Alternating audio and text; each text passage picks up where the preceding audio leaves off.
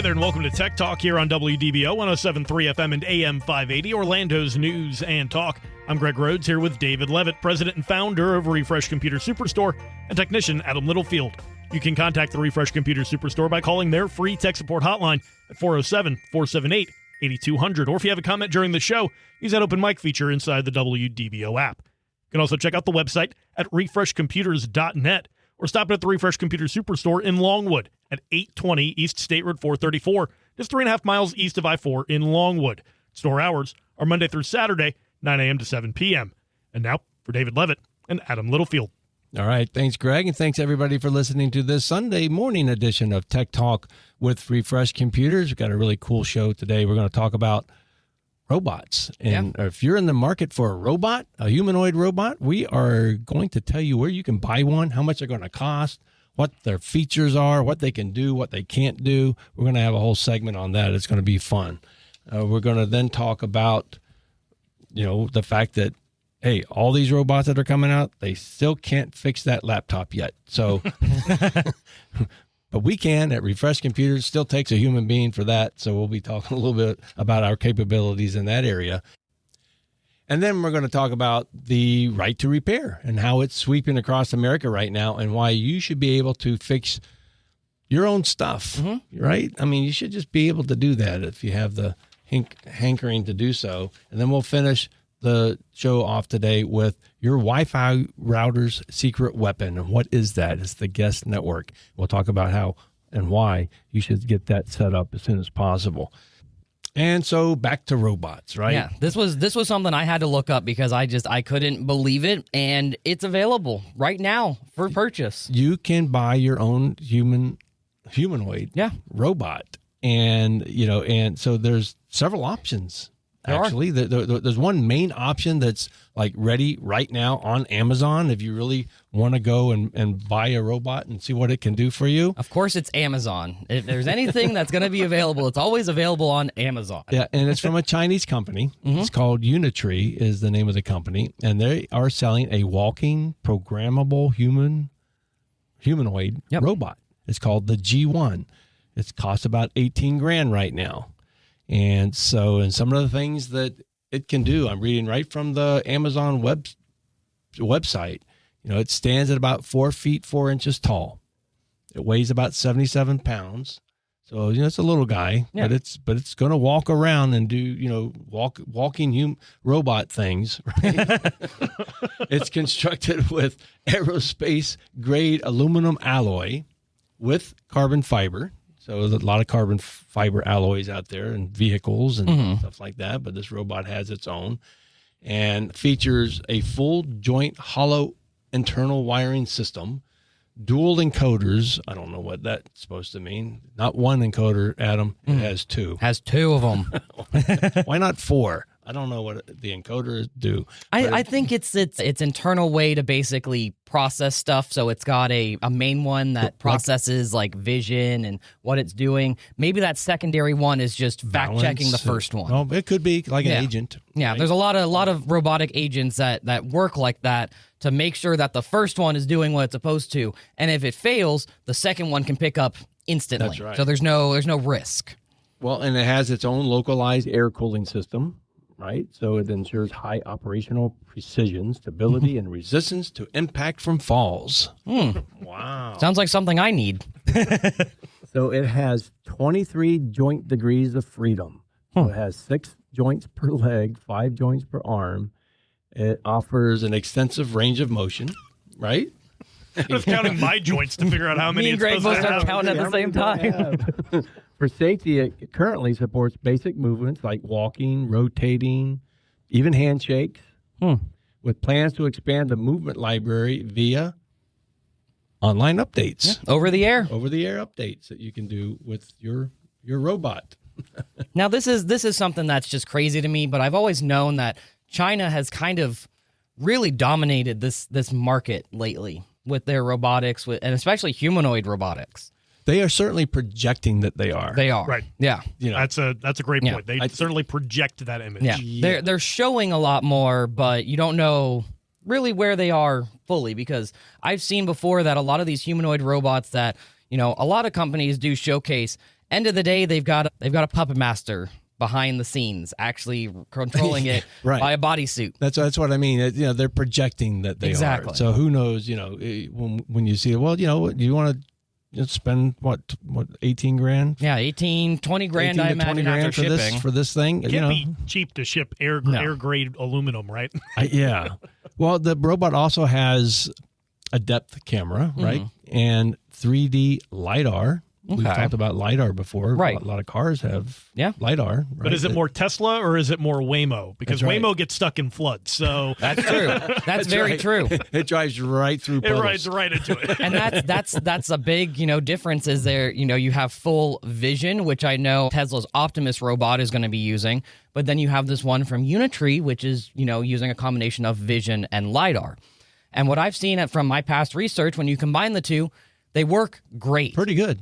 But you have one fact-checking the other. If you have, maybe LiDAR gets confused about something, what happens? Does it react to the LiDAR input, or does it fix itself because through vision it says, it's the saying LiDAR is something wrong. else. Right. There's questions of that. And I think that's going to be a big thing with these robots as they become more, readily available in our homes of what they're going to be used for, but what the risks are as well. Right. Well, Like, are you willing yeah. for an $18,000 robot to fall down your stairs? Exactly. To be the trial on this. Right. Right. Yeah. Let's just see if it can climb these stairs. No, not me. First of all, I wouldn't buy a $20,000 robot.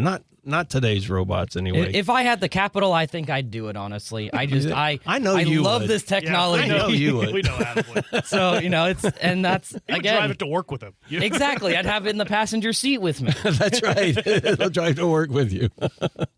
But again, it's not just this Chinese company Unitree doing it. We've got Tesla that's making their Optimus robot. We've got Figure. I think they're making the Figure 3.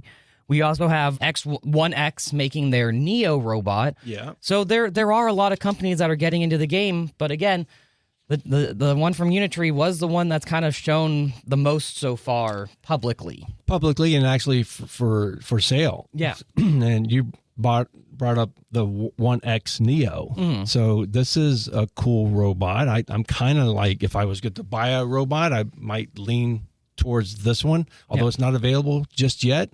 The owner or the people who make the 1X Neo are the same people that operate OpenAI, right? It's OpenAI, ChatGPT. It's that company, and they already have over 10,000 pre-orders. So if you want one, you can go to 1x.tech/neo, Neo, 1x.tech/neo, Neo. And you can go there, and it's a really cool website. You should check it out anyway. You can see what this robot's doing. It's and in the background, and how it's helping, with laundry, and it's helping do all kinds of household chores. They have all this video of it doing that right there on that 1x.tech/neo website, and they expect to be able to deliver that by the end of this year, by the end of 2026. So it's a pretty cool thing. And some of the features that the Neo has. So first of all, they're touting that it's engineered from the ground up for safety and domestic assistance. So it's made for your home. Yeah. It's not made for a factory. It's not made for anything else. It's not a factory robot retrofitted to be in a home. It's a little bit taller Yeah. and a little bit lighter than the Unitree, the Chinese robot. It's 5 foot 6 inches tall, and it weighs 66 pounds. So not bad. It can lift up to 154 pounds. That's impressive. That's pretty impressive. That is pretty good. And you don't have to worry about it hurting its back doing it either. That's right. Well, it's lifting weight. Now, actually carrying it and walking with it, it's 55 pounds, but still impressive. Yep. Impressive. It can walk with 55 pounds. Soon is the day that we're going to have moving companies ran by these autonomous robots that can just walk your boxes into your house from your U-Haul. Right. That's what I'm envisioning right now with that. And compare it to the Unitree, the Chinese company that's selling on Amazon right now. That Unitree robot has about a 2-hour battery life. Yeah. The battery life in the Neo is double that. Yeah. It's like 4 hours of active runtime. So, and guess what else it'll do? It's just like your little robot vacuum cleaner. When it senses that it's getting low on battery, it walks right to its charging dock and plugs itself in. I don't like any of this. All of what you've described to me, I get it. I see where everybody wants to go with it, but I prefer my robots to only be able to do backflips. That's about all I want. Oh them to yeah, be able to do. the Atlas robot. Yeah. Boston Dynamics. Everybody thought that was cutting edge. I thought, yes. I don't want my robots to do much more than that. I don't want to have to fight my robot when he decides that he doesn't want to go back to his charger. Right. That's right. Or he decides that these dishes, they're terrible. I don't like your taste in dishes, Greg. And I'm going to have to fight somebody on I like the idea of, having these in home because, setting your robot off to go fold your laundry, that'd be great. But again, 2-hour battery life, there's not much it can achieve before it's got to go charge. And how long is that charge going to take, too? Well, and, another impressive thing about the Neo is the processor that it uses, right? Its brain is a NVIDIA. We talked about NVIDIA yesterday a lot. Yeah. And NVIDIA has what they call the Jetson 4. It's a CPU that it uses that it's built in large language models for voice interaction. Right. It has all that built in, gesture recognition, autonomous navigation, all that built in through this NVIDIA Jetson 4 chip. It's called the 1X Neo Cortex is what they're calling it. So kind of cool. Now, if you want to buy one, what's it going to set you back? I don't even want to think about the number. This one is also in the $20,000 range. Okay. So it includes the Neo unit, also monthly AI updates because it needs a regular update because it's a robot, right? and they're going to always be updating these things, and it gives you access to what they're calling expert mode. I don't want to know what that is. I can imagine it's some sort of developer mode that lets you, maybe dictate and code out what you want it to do yourself. Yeah. But, Dangerous. thinking about this, it's got me just running it in my head now because my experience, at least with, these over-the-air updates in my car with how it's self-driving is every time there's an update, it changes a little bit how it drives. Maybe it favors hugging a side of a lane. Maybe it's a little more responsive to doing a lane change. I wonder how these are going to be impacted on these kinds of robots, because if you have a robot that, for sure it folds your laundry exactly how you want, and then an update's pushed, and the next day you wake up and now suddenly it's throwing the laundry out the window because it doesn't like the color shirt that you have. I'm telling you. Maybe I don't know what to expect out of that kind of stuff. I'm starting to I'm pulling them onto my side. You are. You are. I don't know. I think a lot of people will go for it. Now, if you don't want to spend $20,000 outright for the Neo, you don't have to. They actually have a subscription model. It's $500 a month. Mm-hmm. And you can just subscribe and get yours. You're basically a lease. You're leasing a robot. And so if you want to order yours, you can do it now. Yeah. You can go ahead and get it's a refundable deposit of $200 is all it's going to cost you to place your order for one. They haven't shipped yet. They're going to be shipping towards the end of the year, so they say. But if you want to secure your place in line for the Neo, you go to that 1X website, which is 1x.tech/Neo, and you can sign up right there. Spend your $200 and you have secured your place in their delivery queue. Now, a little food for thought I have for you, Greg, and you, Dave, because now that Dave brought it up, subscription models. We talked about that, I believe, not last week, but the week before that. What kind of subscription model maybe are these companies going to push into these robots? Maybe, it's not going to fold your laundry unless you pay an extra $20 a month or like a downloadable update on it. Maybe. They call it allowance, not a subscription.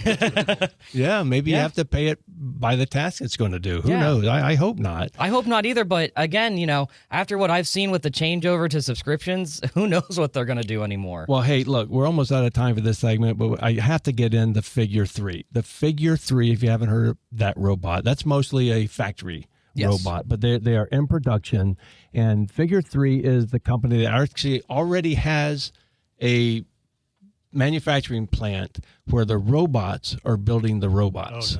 Oh, no. Nope. There it is. That's what we were worried about, Greg. That's happening already. So Figure's robot factory is building the brand new robot that they're putting in these factories. There's actually one somewhere in the southeast. I'll have to look it up real quick. They're building a robot every 90 minutes in this factory built. They're building robots.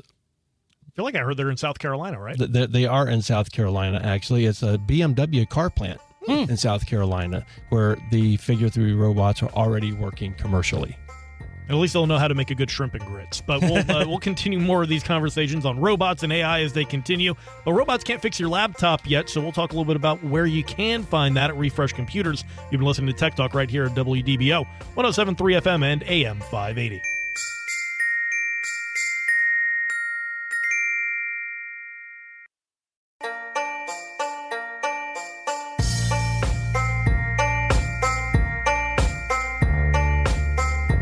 Hey there, welcome back to Tech Talk on WDBO, 107.3 FM and AM 580, Orlando's news and talk. I'm Greg Rhodes here with David Levitt, president and founder of Refresh Computer Superstore, and technician Adam Littlefield. You can contact the Refresh Computer Superstore by calling their free tech support hotline at 407-478-8200. Or if you have any other comments during the show, we'd love to hear them. Use that open mic feature inside the WDBO app. And now, back to David and Adam. All right. Thanks, Greg. And thanks, everybody, for listening to Tech Talk with Refresh Computers. If you missed the last segment, you missed one of the most interesting segments I think we've ever had on the radio show. It's a fun one. It's where to buy your robot and what can you expect about your humanoid robot. And, you know, there are choices out there right now where you can buy your own humanoid robot. They're on Amazon. And there's another company that we talked about that you can go to their website and put down a $200 deposit. They will be shipping their 5'6" humanoid robots towards the end of 2026. So if you missed any of that, go to refreshcomputers.net, click on that podcast link. You can hear this show in its entirety. It was a lot of fun. And we didn't even mention in that segment the Tesla Optimus, Elon Musk's robot. So it's being tested in Tesla's own factories right now. They're using it for a lot of manufacturing and assembly. Yep, they are. And it's not available for sale to the general public yet, maybe 2027. Yeah. Like the other two robots that we talked about in the last segment, but it's going to be coming out. It's probably about a $20,000 price tag as well. Well, you know what those robots are not capable of? They can't fix your laptop yet. Exactly. They don't have the fine motor skills to be able to do it. But you know who can do it? We can at Refresh. That's right.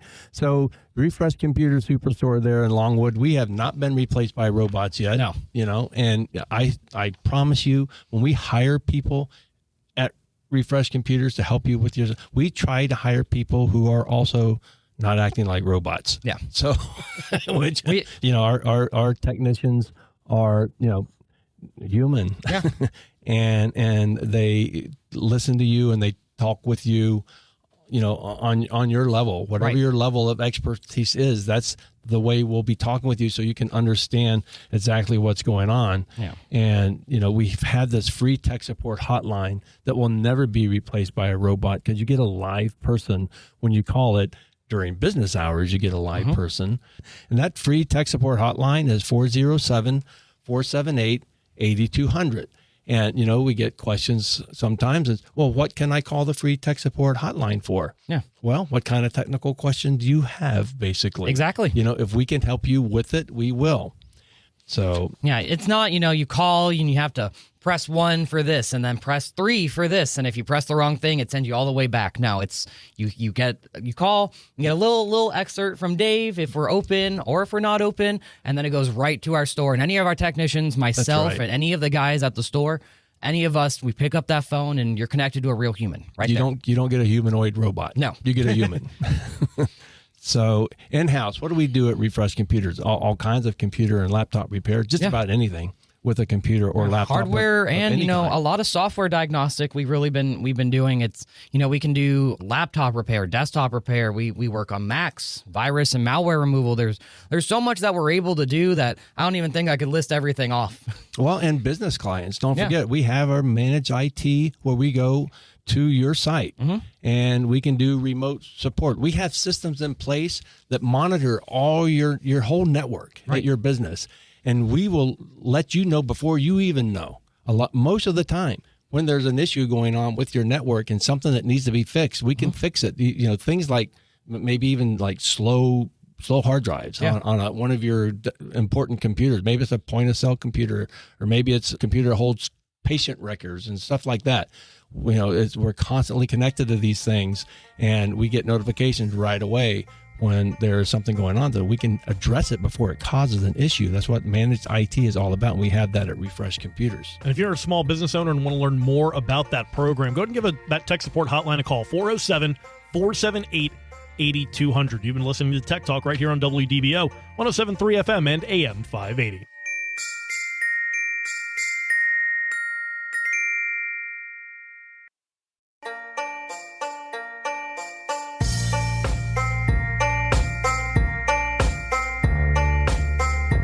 Hey there, and welcome to Tech Talk here on WDBO 107.3 FM and AM 580, Orlando's news and talk. I'm Greg Rhodes here with David Levitt, president and founder of Refresh Computer Superstore, and technician Adam Littlefield. You can contact the Refresh Computer Superstore by calling their free tech support hotline at 407-478-8200. Or if you have a comment during the show, go and leave an open mic inside the WDBO app. You can also check out the website at refreshcomputers.net. Or stop in at the Refresh Computer Superstore in Longwood at 820 East State Road 434, just 3.5 miles east of I-4 in Longwood. Store hours are Monday through Saturday, 9 a.m. to 7 p.m. And now, David Levitt and Adam Littlefield.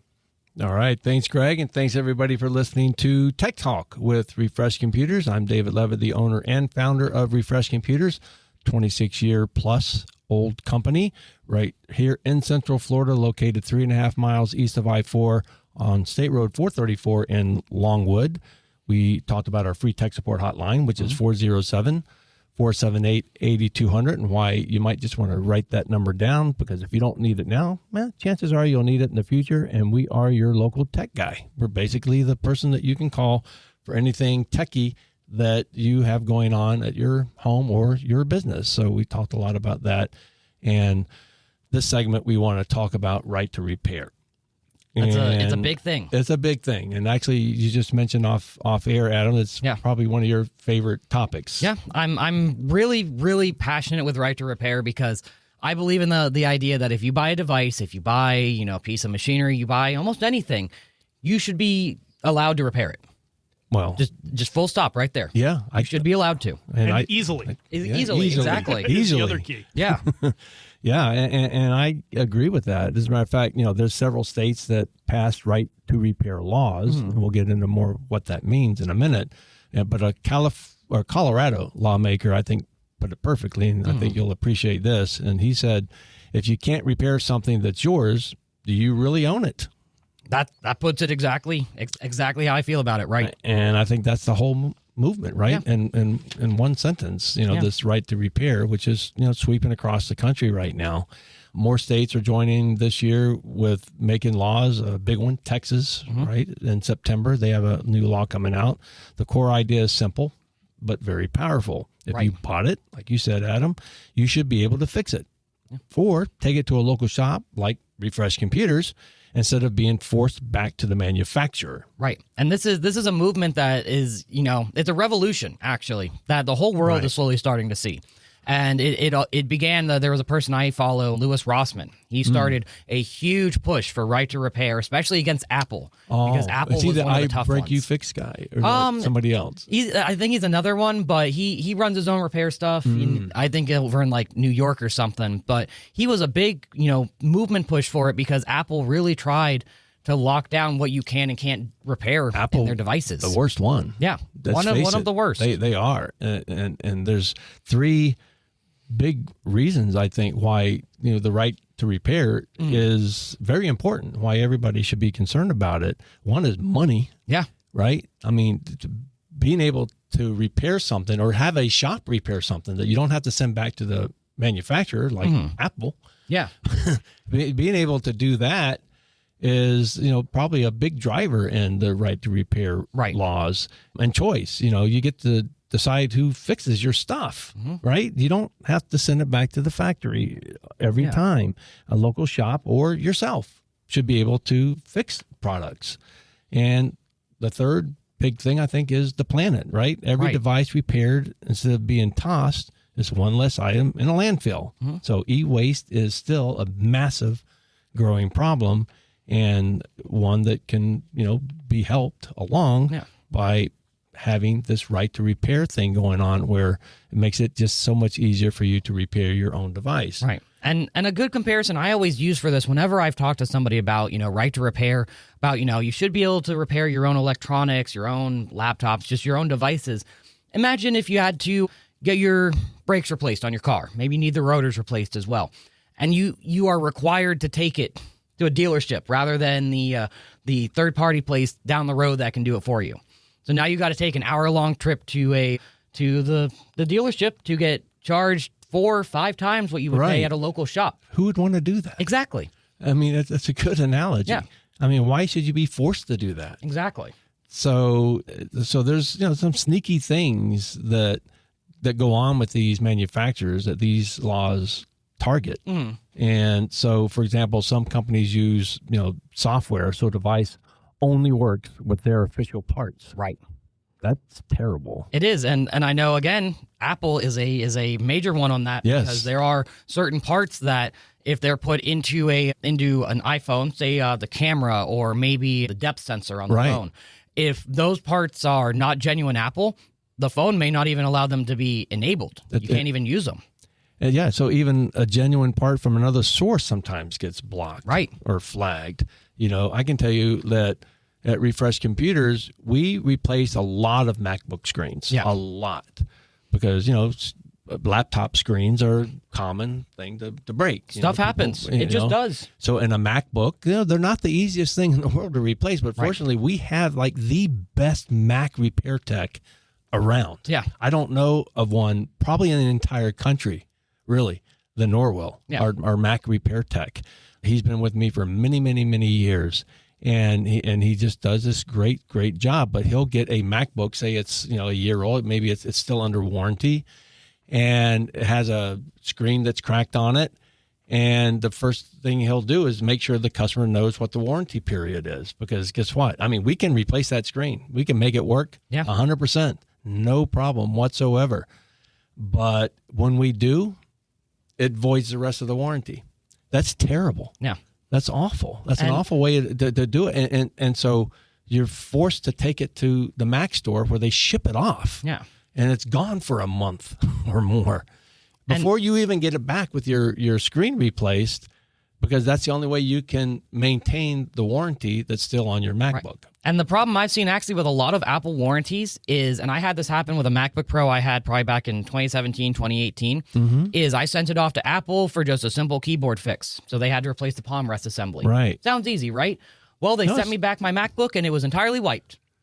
And there's a little clause that says that your device may be wiped. Well, that's, you bring up a good point. This is kind of a side note to this whole right to repair thing, but no matter where you bring your computer or your laptop, make sure you have a backup. Yes, definitely. Somewhere on the cloud, preferably, so that in case that shop, I don't think it's ever happened at Refresh Computers, but I'm not going to promise that it couldn't happen. Right. Because we're human. We're all human. Keep doing business sometimes with those kinds of things. Yep. And so, wherever you bring your computer, your laptop to, make sure you have a backup. Right. Make sure you have a backup of the data. Yeah. Electronics, they're unpredictable. They have a mind of their own. They really do now, especially with AI being implemented into all of them. But again, just failures happen. Things happen. And it's like I said with the, MacBook screen replacements, stuff just happens. So, and that's a big thing with right to repair is if you drop your laptop, most warranties do not cover damages by drops, right? Right. They don't. They just don't. So you as a consumer should have the ability to buy your own replacement part and replace what might got damaged, not have to send it off somewhere and get it repaired. My point, with the broken laptop or MacBook screen is that say it's still under warranty, and so, of course, the broken screen is not covered under warranty because you dropped it. But the rest of your laptop is still under warranty. Yeah. And the only way that you're going to retain that warranty is if Apple replaces your screen. Exactly. But there's just no other way. Yeah. And so, even though there are shops like us, Refresh Computers, now we've still replaced tons of MacBook screens at Refresh Computers because we do a really good job of it. But we're always very conscious of your warranty. So if you're out of warranty already, well, yes, we are the place to bring it to for sure. because you're not going to avoid a warranty that you don't have anymore. Yeah. And I'll tell you right now, if you bring that laptop to the Apple Store, and I've had customers come in tell me that they had this exact experience, you take it in there, the first thing they're going to say is, wow, this model's a couple years old. Have you ever considered just replacing it instead? Yeah. And that's where they always try to push you, is that sales. What's the word for it? I can't think of it. It's a push. And the thing is, and I don't know who these people are. I have no idea. But we still get people at Refresh Computers referred to us from the Apple Store. Yeah. Because it's just too costly, too expensive. And in some cases, they just flat out refuse to do the repair. Right.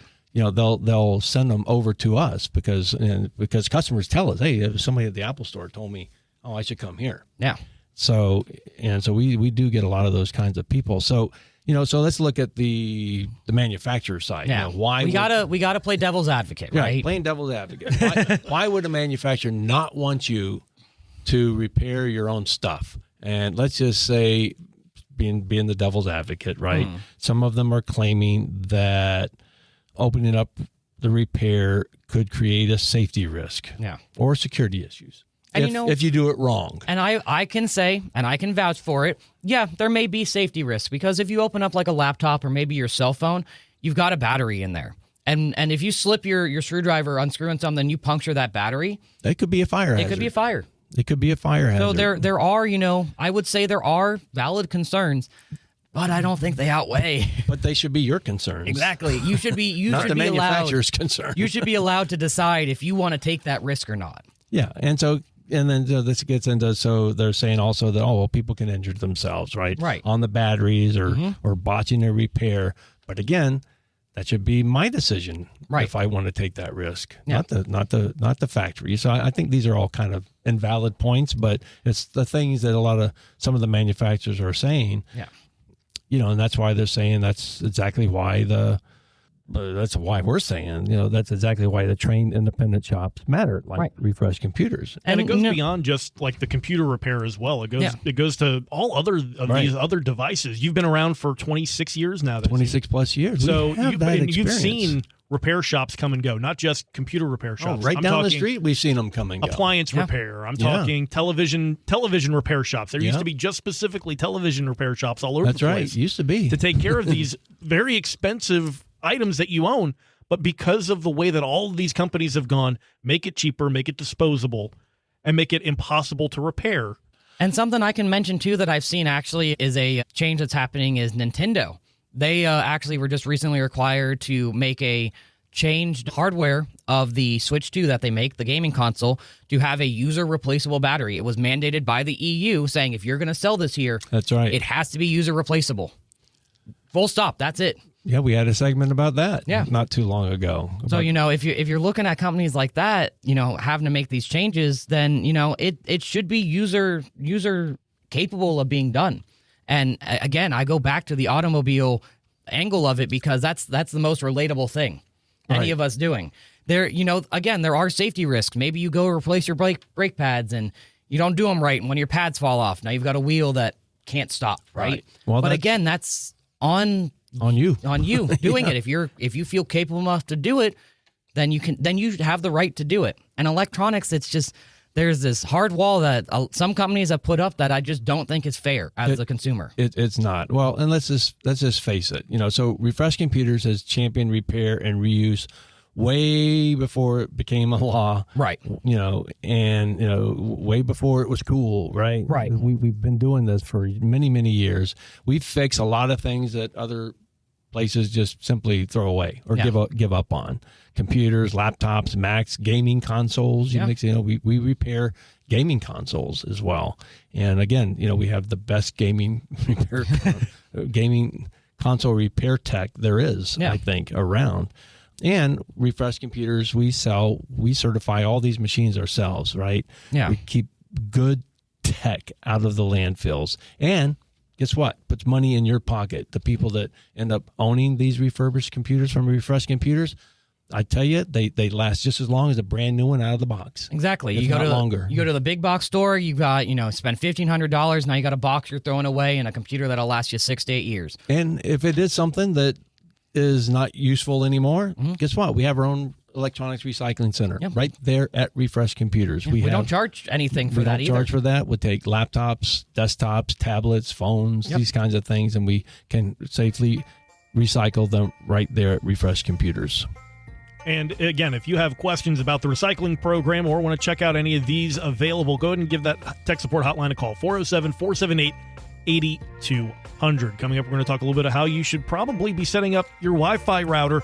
You'll hear more about it coming up next on Tech Talk right here on WDBO 107.3 FM and AM 580.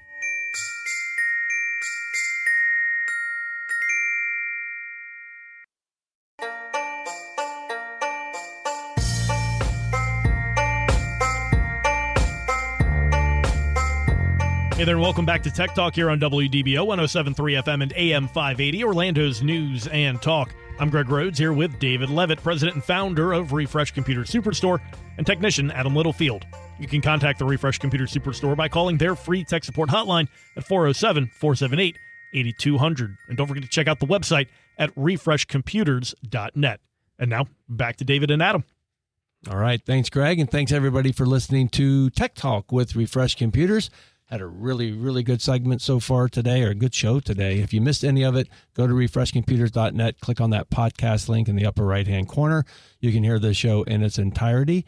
Better yet, scroll down to the bottom of the page, enter your email address down there, click submit. That's all we ask for is your email address, and you will get notification via email whenever this show and future shows are ready to be listened to. And then in that email, in the body of the email, will be bullet points about what we're talking about with a link that you can click on where you can hear the whole show.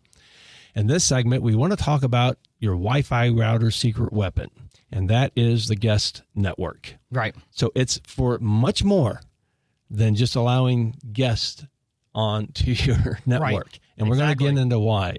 But before I do that, I want to make sure that, you know, as far as Wi-Fi security is concerned in your home, and you have your own Wi-Fi router, most people do these days, change the default password. Yes, they all come with a default password. So if you don't change it, then you've opened yourself up to hackers big time. Because everybody has that default Everybody has that default. And they all ship with the same password. Yep. Every single one of them. Yep. You know, it could be admin, username, 1234 password, something like that. Tell them my password, Dave. Or it could be admin password. Right. It could be whatever they do. It's something simple. It's something all the hackers know, and they can get into your Wi-Fi system. If you need Refresh Computers to come out to your house, you can call us for a dispatch. We can come out and make sure your Wi-Fi is set up correctly. Mm-hmm. We do this a lot. Right. Just call us at 407-478-8200, and we will reset that default password on your Wi-Fi, show you what it is and where to store it. And we'll also help you set up your guest network correctly. Right. So what should be connected to your guest network other than visitors coming to visit you? Well, the one thing I can think of is smart home gadgets. You know, That's right. Your programmable thermostat, your smart TVs, your doorbells, your plugs, cameras. You know, all these different things. The guest network is a really good option to put them onto because those are kind of your endpoints. Those are intrusion points that if somebody wants to get in, most of the time they can probe those devices and fiddle around. So, well, yeah, and and the reason is that you want to put all these things on there is because your guest network is a clean, separate. It's completely separated from your main network, right? So the one that you sign in, that you have your super secret password to get into your main family Wi-Fi. Yeah. Right. So the point is that, you know, with the guest network being completely separated, it's like two different Wi-Fi systems, basically. So if something is able to get in through one of these endpoints, like your thermostats, your cameras, your doorbell, these kinds of things. It's isolated. It's isolated to just that. Yeah. It's not going to get into your computer because guess what? Your computer and your laptop is connected to your Wi-Fi, not the guest Wi-Fi. And most guests keep these things separate. And, you know, a main thing with guest networks, too, is when you set up your main network, all of the devices on that network are kind of able to see one another. Right. Whereas a guest network automatically makes it where those devices can't see each other. Yeah. That's it. So if one of your endpoints are compromised, all of your other endpoints are still relatively safe. It's a hard border. It is. You know, you can't get through it. One cannot get into the other, and that's why it's important to set up this guest network. And it's also important why you put all your gadgets on your guest network, not your main network. So look, folks, that's about all we have time for today. And boy, have I had fun today, and I hope you had fun listening to the show. We talked about all kinds of really cool stuff. We'll be back again next week. Don't forget that free tech support hotline, 407-478-8200. This is David Levitt with Refresh Computers. We'll be talking to you again next week.